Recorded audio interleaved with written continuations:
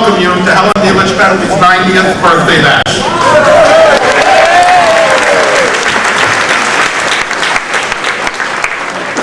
The next person that we'd like to invite up is, without a doubt, the Dean of Maryland's business community, the former Secretary of Economic Development, the Honorable Aris Melisaratis.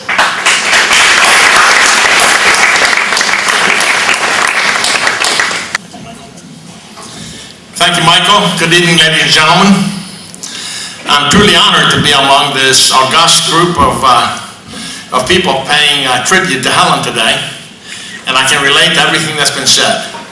Most importantly, that we've been lucky in Maryland to have a phenomenal Capitol Hill delegation, and maybe there were better days before, but it's pretty good now. So I think I want to make a motion that we let Helen take over as Speaker of the House for a couple of weeks, and maybe everything will get straightened out.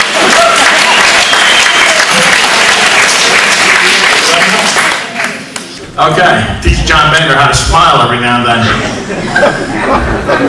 You've been very effective with Congressman Cummings in knowing so much about maritime from knowing nothing. He's been extremely effective under your tutelage. And it's tutelage and coaching that I want to talk about.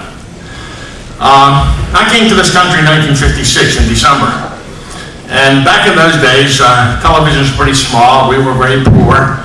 And somebody donated to us a small RCA television that was about 8-inch round screen. And every Sunday at 1 o'clock, I watched this television show that Senator Mikulski mentioned already. I didn't know it was narrated by Helen DELICH Bentley at the time, but it was called The Port That Built a City and State and Serves a Nation. And I think I learned how to speak English by listening to Helen's diction. I think I got a knowledge about manufacturing, which I described on every Sunday, every manufacturing industry that was important to Maryland, the port, and the world. And I got a thirst for economic development. Apparently that served me well in later years. Then I found out that it was Helen that was a narrator, the youngest maritime editor of the Sun papers, the youngest chairman of the Federal Maritime Commission, and you all have heard the story since then. But, you know, as much as her influence in politics has been pervasive, I was impressed today with her influence on nature, because only Helen could impact nature to cause a tornado in Chicago so the Ravens fans wouldn't miss as much of the Ravens game as we would normally. You know, the game was put on hold for a couple hours, and I hope the Ravens are still ahead. Unfortunately, she didn't take care of the Redskins fans up in Philly, so you guys might have to suffer. Helen, you've been a phenomenal public servant. You've been a phenomenal person. You've been a great citizen. And what's been said about you today from your colleagues in Congress, I don't think anybody has ever had in Baltimore as many Capitol Hill people as you've had. That's a measure of the respect that everybody has for you. But more importantly, it's the citizen, the everyday person on the street that appreciates what you've done for the state over the years and that you continue to do. So please keep it up. Michael will not be replaced in your 100th anniversary 10 years from now. He'll still be around, and hopefully we'll see you here along with Governor Mandela. So congratulations, thank you.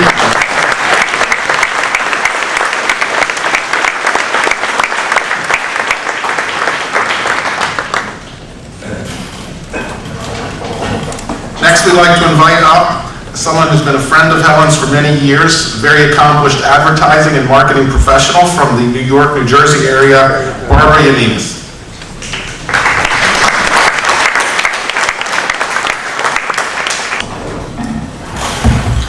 Thank you. I prefer to use the advertising marketing moniker as part of who I am today, but I met Helen in 1965 when I was a young maritime editor at the New York Evening News. And she immediately became my friend, my mentor, and after almost 50 years of friendship, I have stories that can fill this room for the next 40 years. I'll tell a few of them. Some will embarrass her. Nothing will embarrass her, so we'll let it be. And by the way, I was at that event Friday night with Helen that you spoke of. She not only gave 2 speeches, She had 700 people from the maritime industry sing happy birthday to her. So, and I swear to you, the event was videoed and shown on a large screen, and I think while one of the awards was being given, she had her eyes closed, and I said, my God, she's like the horses. She's learned how to sleep on her feet. But, my first experience with Helen was, besides covering the waterfront, we were both invited to go aboard the Manhattan, a ship that was being prepared by, I don't know if it was Esso at the time or Exxon, but it was Standard Oil, to be the first ship to go through the Northwest Passage. And Helen and I were invited, and my newspaper gave me permission to go. We were going to be the first two women to ever go through the Northwest Passage. And then Abercrombie & Fitch was a store where you got sporting goods and clothing to wear in bad weather. And the newspaper gave me an allowance, and I went out and bought all this fancy gear so that I could go on deck and go through the Northwest Passage. And I was supposed to board the ship in Halifax because of the Jones Act. They wanted me to board it in a foreign port. Had my tickets ready to go, and I get a call from, what was his name, Bill North or Bill Smith, who was with the oil company. And he said, we have a problem. And I said, what's the problem? He said, Mrs. Bentley doesn't want to be one of the first women to go through the Northwest Passage. Mrs. Bentley wants to be the only woman to go.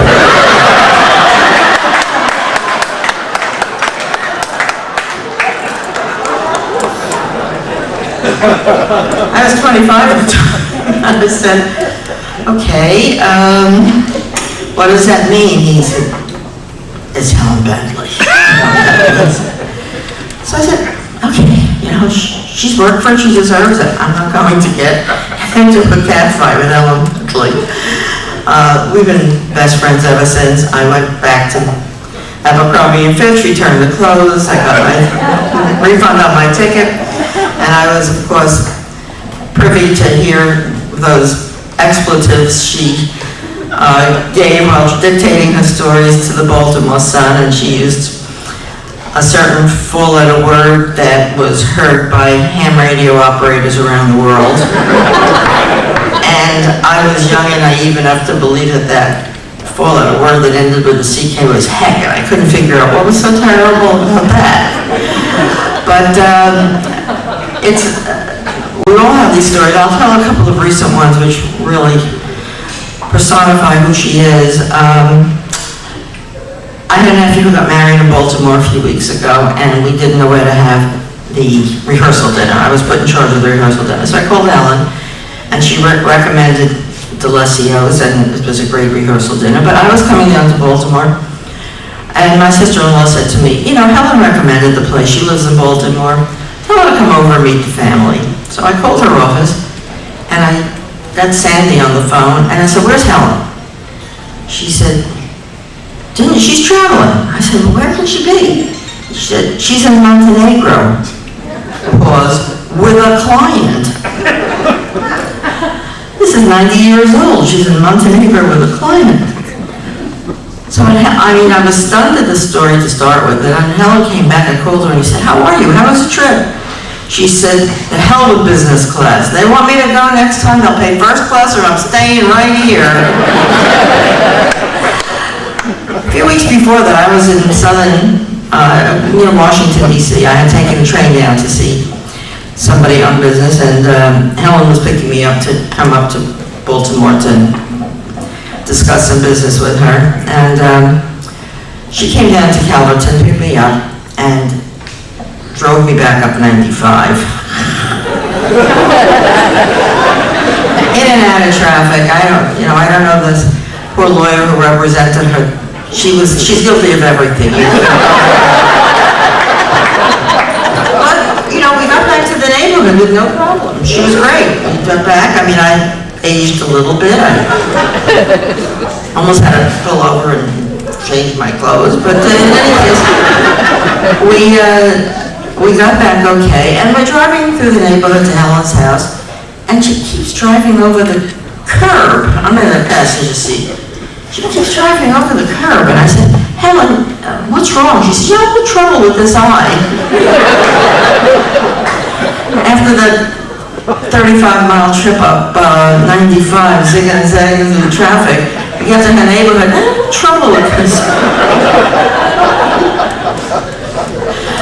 What I mostly love about her, besides everything, is that 6 o'clock in the morning my phone could ring. My husband will pick up the phone. Nobody gets alarmed when the phone rings at that time anymore. And he hands me the phone and he says, Helen. Barbara? Yeah. I have to give a speech at 11 o'clock on women in the maritime industry. Write something up and get it to me by 10 so I can go over it. No problem. We get it done. But that's it. I mean, my husband just hands me the phone and says, Helen. It's like, we expected it. It's the wake-up call we want. She has been a most incredible friend, a most incredible mentor. I love her to pieces. I can't imagine my life without her. I know that a lot of us feel the same way. I know that in my career I stood a little taller because I stood on the shoulders of Helen DELICH Bentley. And I think a lot of us can say that she wasn't always as short as she is now. And so when you stood on her shoulders, you stood very, very high. And I will leave with my favorite recent story about Helen. We were in Washington in 2006 planning the 50th anniversary containerization event at the Smithsonian. And I had bumped my toe into the bedstand before I got on the train. And by the time I got to Washington, my pointy toe high heel shoes I just couldn't wear it. So we went to lunch at the Capitol Club, I think, and then I had to go to the Smithsonian and go all around to plan this event. And I'm wearing one shoe and carrying the other because, God forbid, I shouldn't let people know I have two of the same shoes, you know. Helen taught me about dressing too. So she's furious with me because I came down to Washington and I didn't have the toe looked at. Ended up being a broken toe, of course. And she drops me off after the day is done, and furious with me. You take care of yourself, and you've got to do this, and you've got to do this. Are you okay? And she leaves me at Union Station, but at the Circle, so I can walk down the pathway to the station and go in. And I'm still carrying my shoe. And she's got her car with a sunroof. She gets on the seat of her car, and she sticks her head out of the sunroof. Okay? Now, I'm going to clean this up for the sake of, I don't know who, but for the sake of anybody. And she stands on her seat, and her head is sticking out of the sunroof. And she yells, "Your name is?" And it's 4 o'clock in the afternoon, it's rush hour, and everybody turns around to see this head that was sticking out of the sunroof. And she says, "Get an effing X-ray."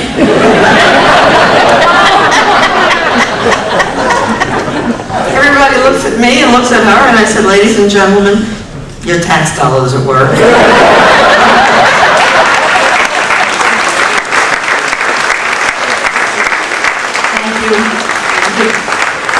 We could be here all night. I'll leave it at that.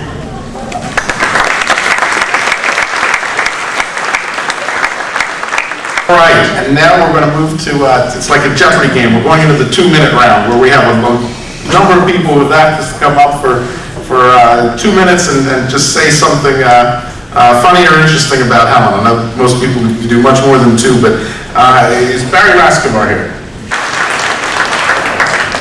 Thank you, Michael. And it will be brief. Instead of just hearing from me, I think the first thing is to let you know a little bit about Helen Bentley, journalist. And to do that, I've scribbled down some comments in the Sun history book written by Hal Williams. This is what he had to say. Helen DELICH from Nevada joined the staff in 1945. And remember, 1945, it was a man's world. And after doing general reporting, she began covering the port and doing it more thoroughly than Admiral Edward Duffy had done. This is a guy who had covered the port end to end in meticulous detail for 50 years.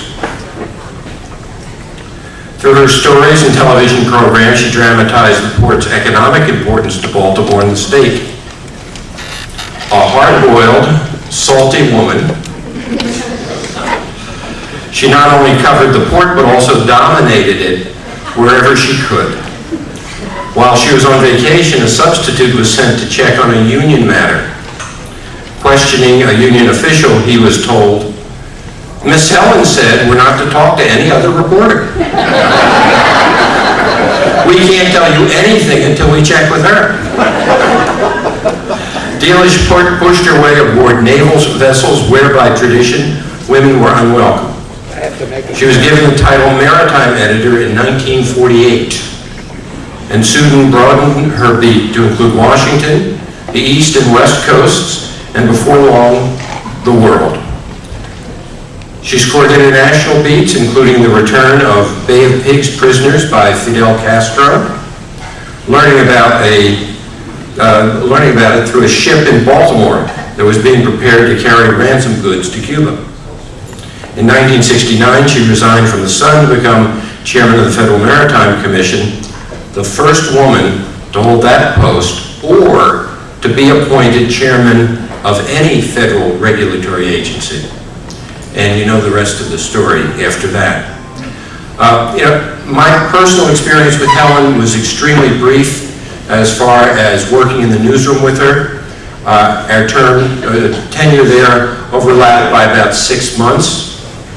But I do remember as a very young reporter, wet behind the ears, I'm sitting in the newsroom every day, in the back of the newsroom, wherever I could find a desk. And about 4:30 or 5 o'clock, there would be this hurricane-like force that would blow in through the side door. And you couldn't really see the individual.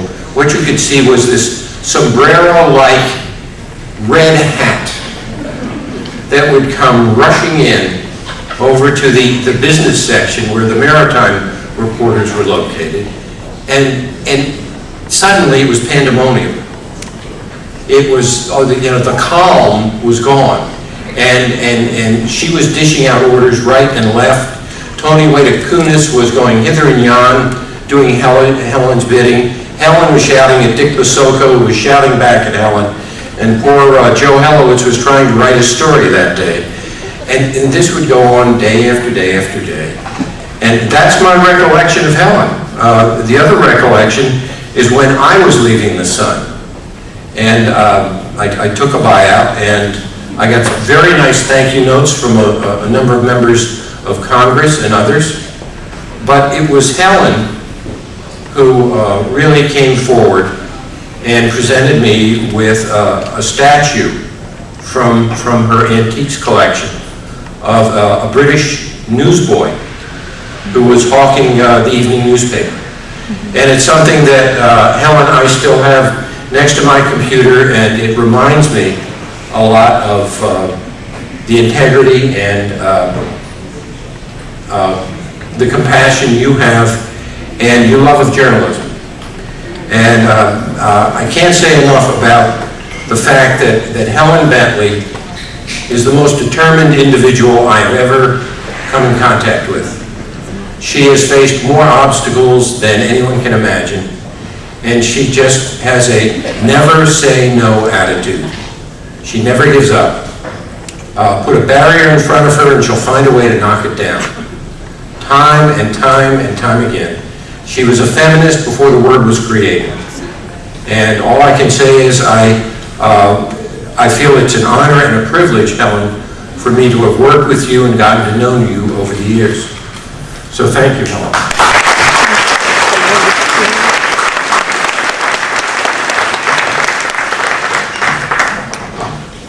Thank you very much. Next, we'd like to ask, to talk a little bit about Helen's time with the port. Bud and Andy Nixon. I don't know that most people know this, but Bud's grandfather gave Helen away at her wedding to Bill. and their family was the only independent terminal owner and operator in the Port of Baltimore. So pleased to have them, Rucker Terminals. As you can see, my dad is the poster child for Helen Bentley for Congress. Straight from 1984, he never throws anything away. 1957.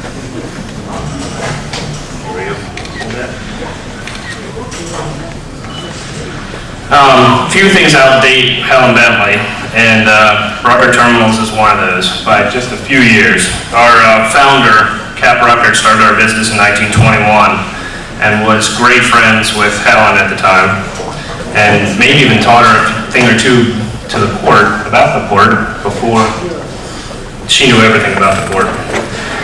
He was also a reporter, and in his teenage years, he was covered the Great Baltimore Fire in 1904, so I'm sure that had some good connections. Rucker Terminals was a sponsor of the TV show for years.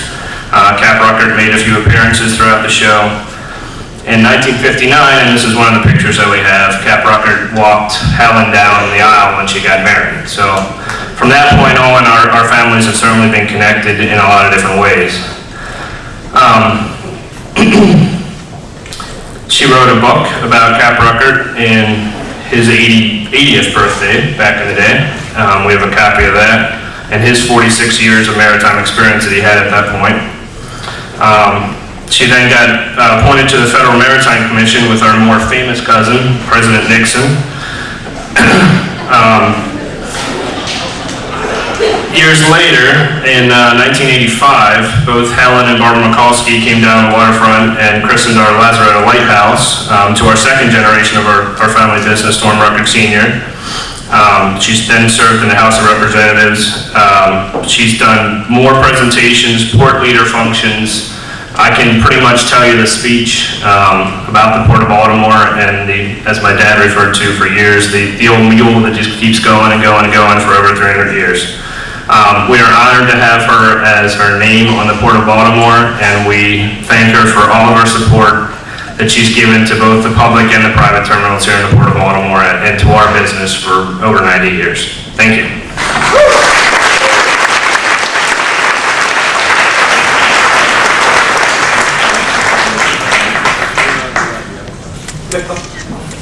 Good evening.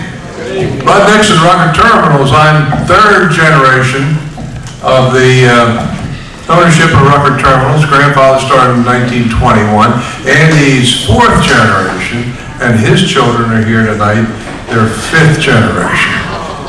Helen has known them all.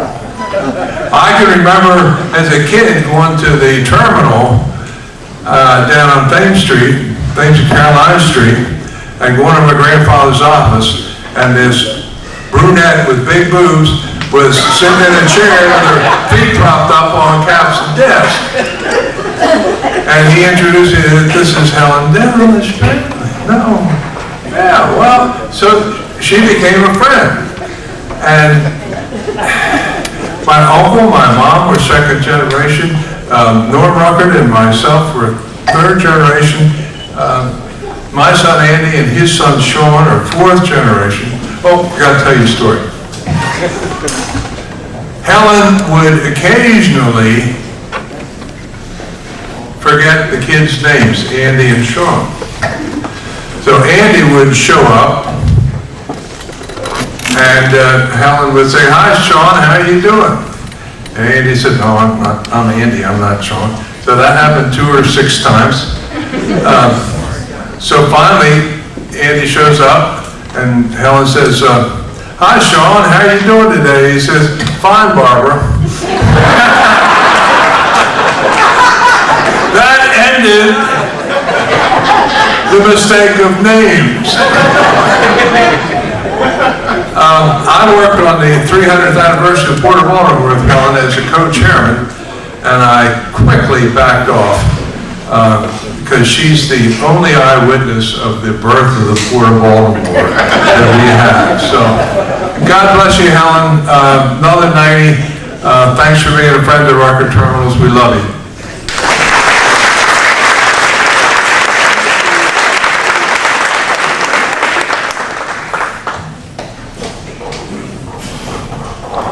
Next, we'd like to invite up Bill Shanowski and Steamboat Charles Bukowski from the International Insurance Association.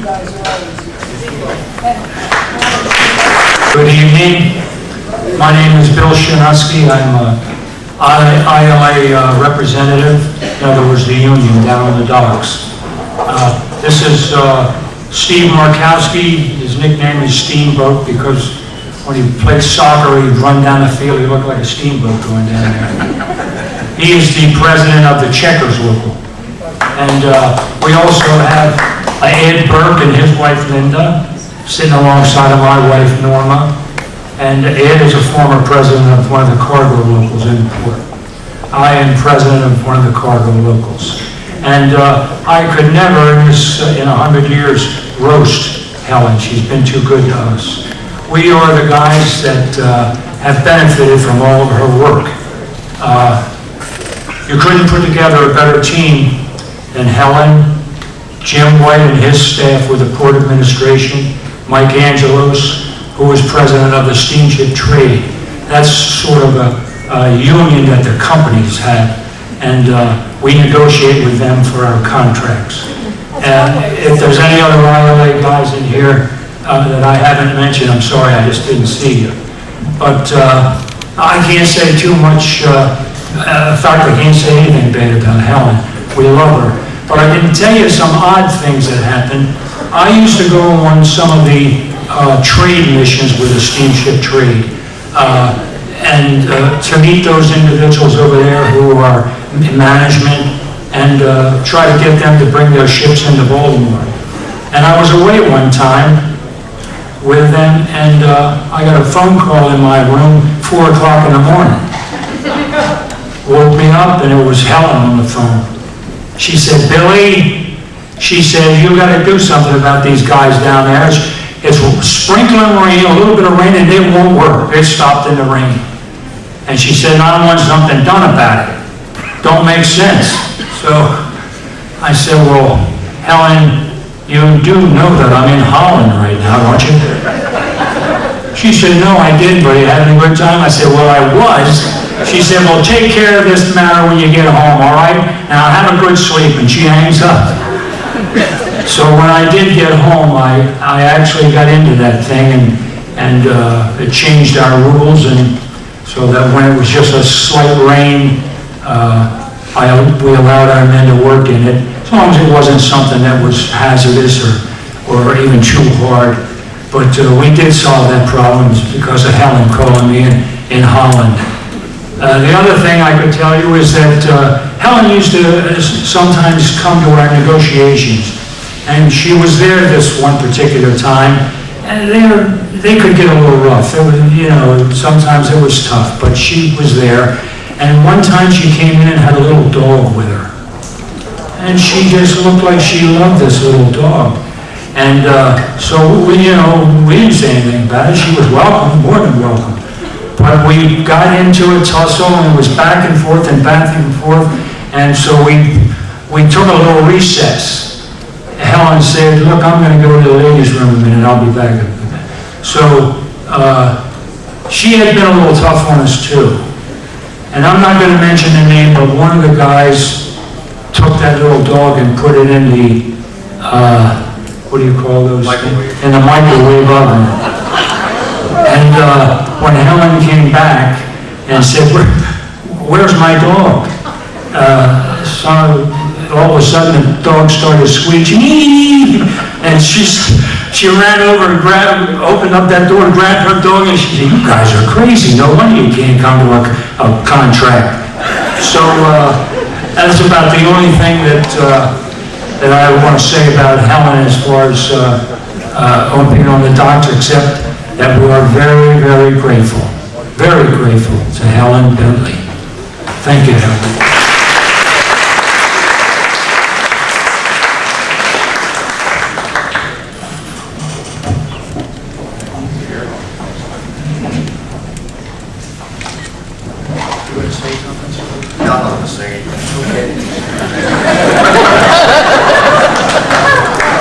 Thank you very much. David Blumberg, where's David Blumberg? There, here he comes. David is the chairman of the Maryland Parole Commission, but before that spent many, many years as the chairman of the Republican Party in Baltimore City, and that's a tough job. The Parole Commission that he chairs has 10 members, and I think the Republican Party does in Baltimore City too. But he's a longtime friend of Helen's, and happy to have wins. Thank you, Mike. Thank you very much. As the only Republican in my senior class at Friends School in 1972,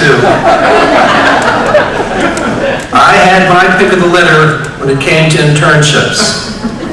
Going to Washington, D.C. once a week for a semester, I decided to shoot for the stars. I told the program advisor I wanted to work for first-term Senator Charles Mathias. Thank you. The school dutifully set up the arrangements, and I got to meet the great man himself. He could not have been any kinder to me. But he told me that he had more than enough help, but that there was a certain lady that he knew who was also from Maryland who might be able to use my services.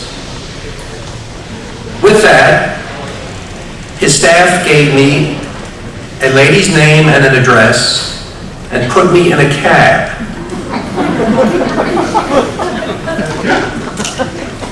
I was a young, unpolished, and nervous 17-year-old. When I arrived at the office of the Federal Maritime Commission, I was confused and concerned. I had never, ever been on a boat, and I was interested in politics, not pontoons. After waiting in a small holding area for what seemed like an eternity, I was ushered into a room where a tiny woman sat behind a huge desk. Her first words to me were, "What are you doing here?"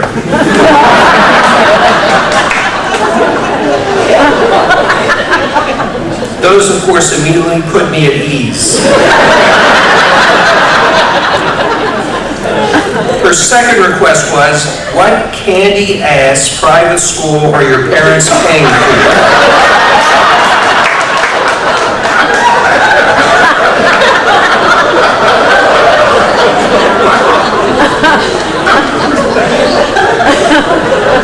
And her last important question, "Are you old enough to drive?" So began my life with Helen DELICH Bentley. I would have never guessed over 40 years later, I would count her as one of the dearest friends I have ever had. Helen is funny. When things are going well for you, my wedding gift was a broken Dan Quayle ceramic flower pot. Or my promotion to the Maryland Parole Commission. Christ, I guess if Zionini could do that job, you probably can too.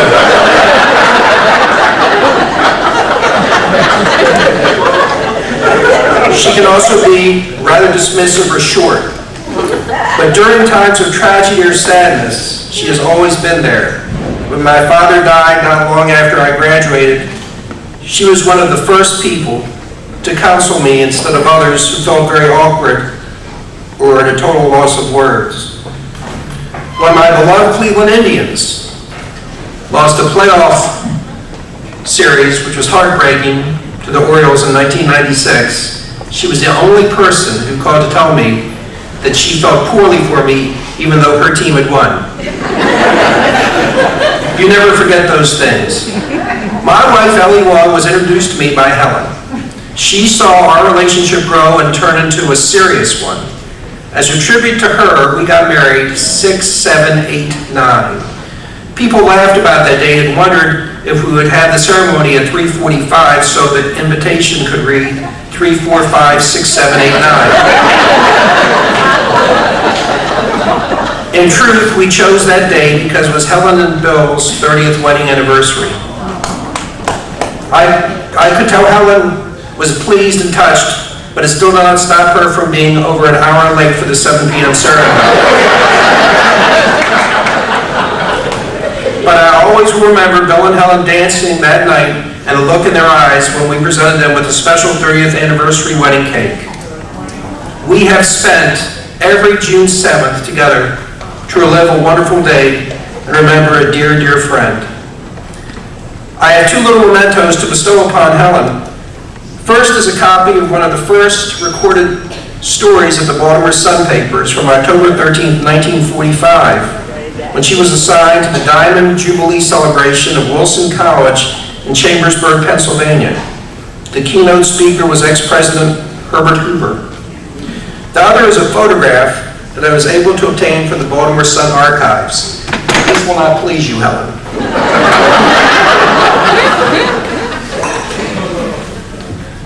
I was this librarian at the Baltimore City Jail for 20 years, worked for Enoch Pratt for 30 years, and as a result got to know a lot of librarians in the business. And the McCardle family, who Helen knows many of them, have been librarians and friends of mine.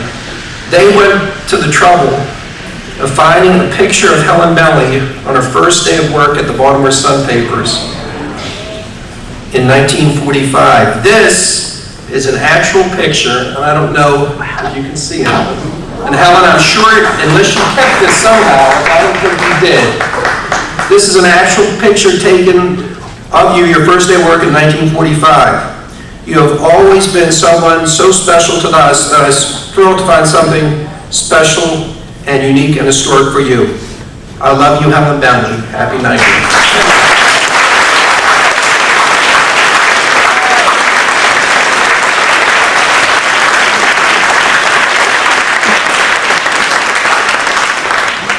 Without further ado, it's my great honor and pleasure to wish Helen Bentley a happy 90th birthday and invite her to the podium.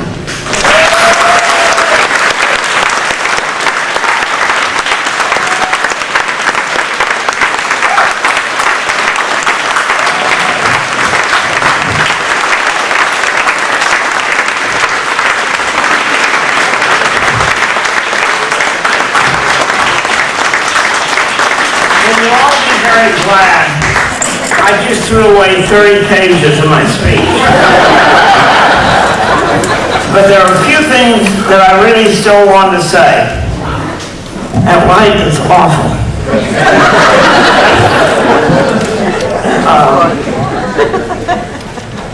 What a beautiful day. You know, it's wonderful to be celebrating my 90th birthday. And it's actually on Thanksgiving Day.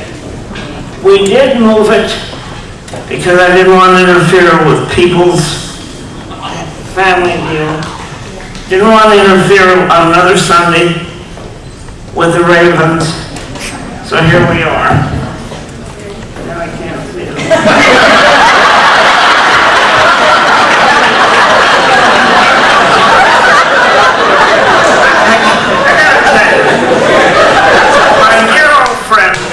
William Donald Schaefer, who left us a couple of years ago.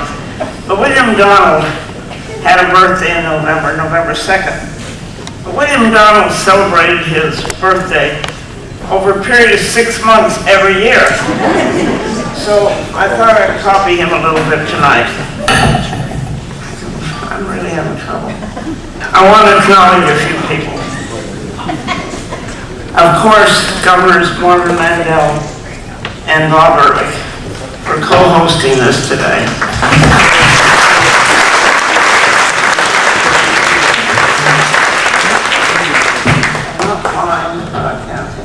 I got to thank my planning committee.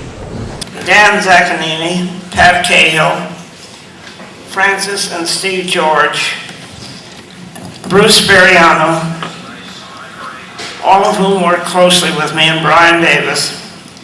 And you know what? Bruce nagged me for about 2 years about my 90th.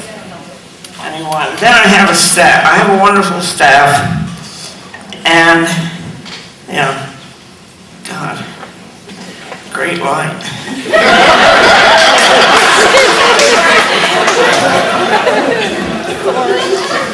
I got to talk about my wonderful staff.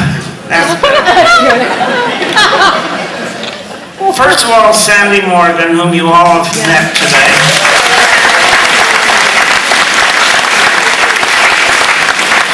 Sandy has been assured that after spending 33 years with me, that she will go to heaven. I can guarantee that she deserves it. And then Key Kidder, who is working on my biography, and I hope he finishes it while I'm still alive. I have my accountant here, Bob O'Brien, make sure I get through it. And then there's that wonderful family, the Makanaya family, Serbian from Bosnia-Herzegovina. It was a refugee family, came over about 14, 15 years ago, and somehow I got with them to help them, and now they're helping me. And you know, all three of those beautiful girls that you saw out there at the table as a receptionist, they're all working their way through college, so they will have no debt when they get out. They're all going to the University of Baltimore, and they are all A and B students. I just want to tell you that.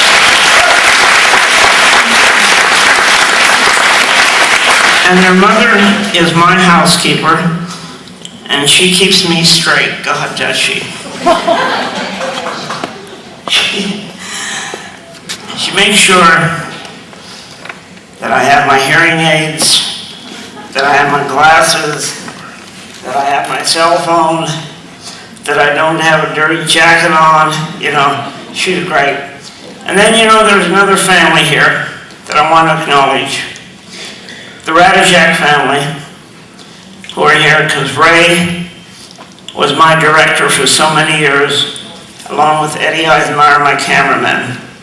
And I want to acknowledge Penelope Fallon, who is the development director here at the museum, and who really has worked very hard with all of us. Thank you. And I would be remiss if I didn't thank Carl Giulio and Ed Giulio for their help in obtaining accommodations for my people. You know what? I gotta tell you, I have Doug, a friend from Norway. He flew over from Norway for today. Where are you, sir? There he is, back there.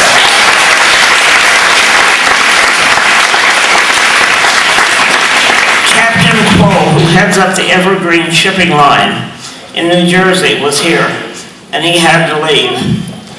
I have friends from Galveston, Texas, my old friend, who I met in the war period, in the 40s, when she was a radio operator on an American flag ship, and she became a veterinarian.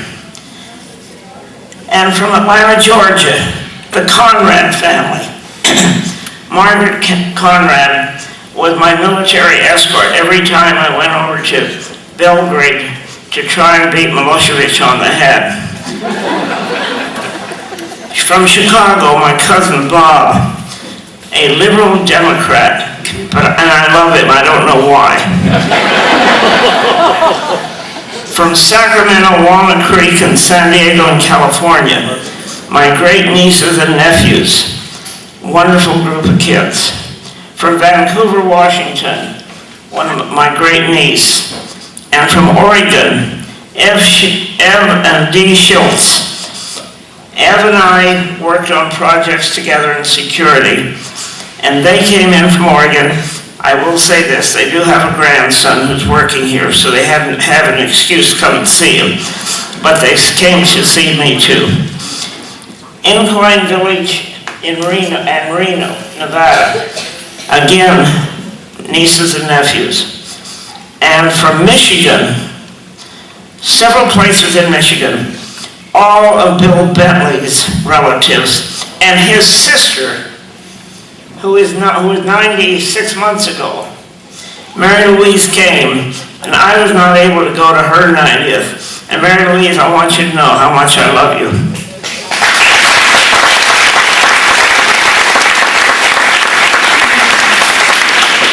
And New Jersey, Barbara, of course, and then from Maryland, D.C., and the great port of Baltimore, all of you.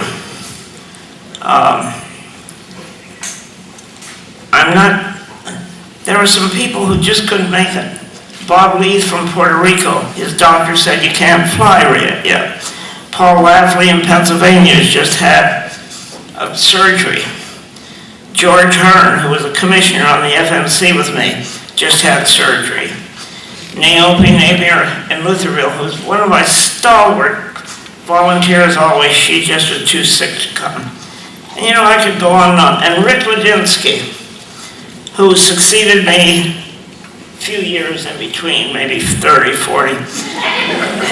As chairman of the Federal Maritime Commission, Rick is in the hospital too. But I wanted to mention him because they're all so great.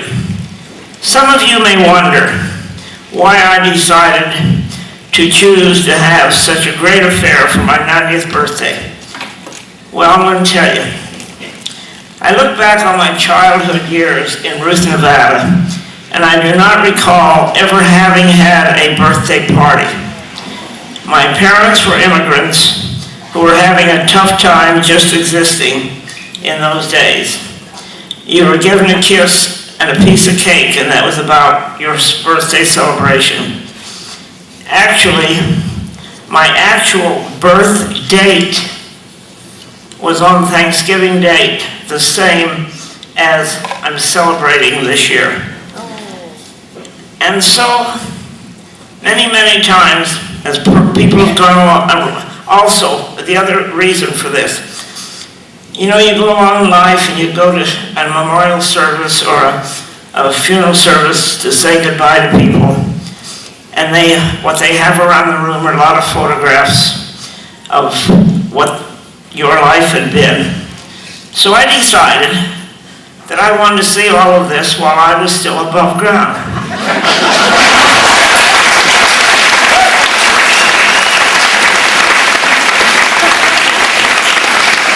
And so I brought all of these big screen things that we put together. They're around the Baltimore Museum of Industry here somewhere. Photographs of what's been in the past and what we've done. Photographs of Bill and his dogs, because he always said they were his dogs. I fed them and I walked them, but they were his dogs. And there's so many stories are told if you walk around the walls and read all these things. Not just about me, but all these things that represent the industrial might, not only of Baltimore, Maryland, but also of the United States of America. What made us so great was the genius and the innovative spirit of Americans who came here from all over the world. There's one little bit that I have to say about Bob Ehrlich.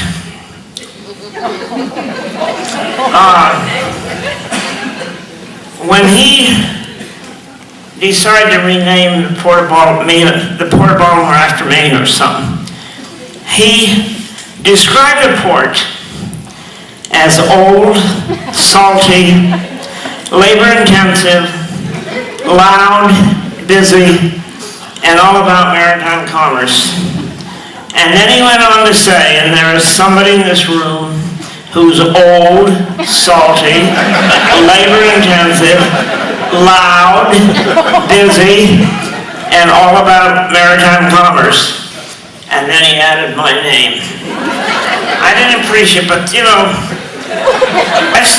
I'll still get even with him on the 400th anniversary.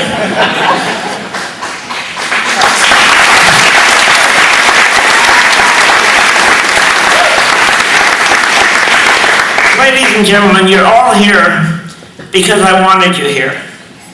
You were all invited, especially, because I wanted to celebrate this occasion with you. Thank you for coming.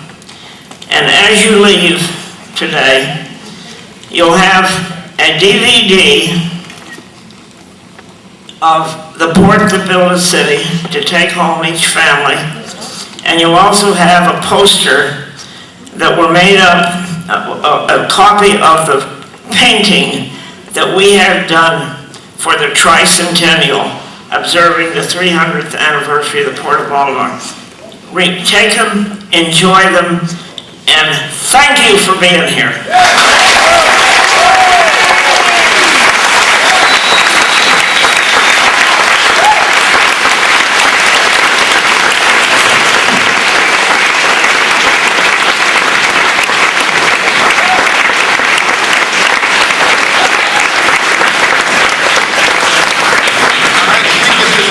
but we were asked to sing. One was Happy Birthday, and because of Helen's history and her representation and all the wonderful people here, we're also going to be singing God Bless America.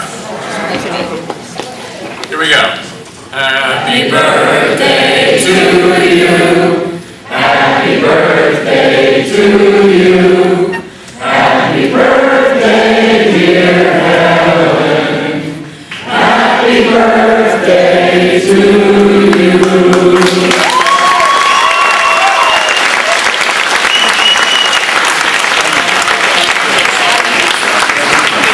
God bless America. Let's do the Land that I love. In Dundalk, everybody holds hands during this song. Let's start it again.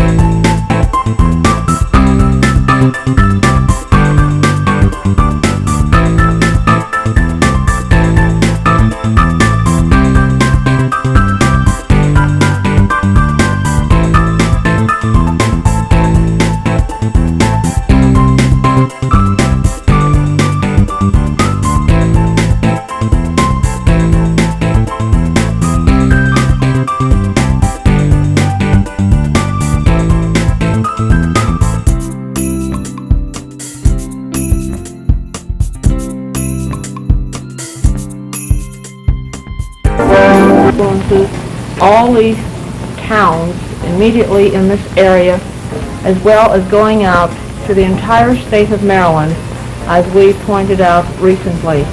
All of these towns in this area have industries that involve importing and exporting over on into the eastern shore. Well, Helen, it was a great pleasure being able to repeat this history of the Port of Baltimore. We hope the folks out there enjoyed it.